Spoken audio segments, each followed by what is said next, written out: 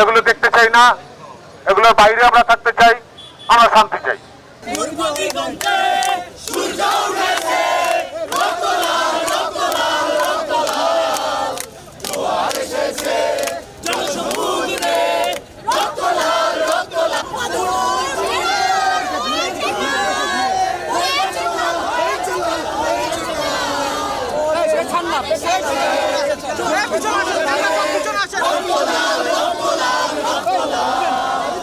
দৃশ্য মাধ্যম শিল্পী সমাজের পক্ষ থেকে আমরা সকল মানুষের পক্ষে এবং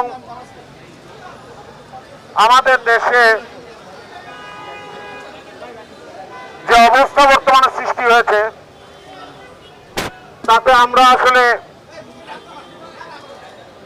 ঘরে বসে থাকার মতন অবস্থায় নাই।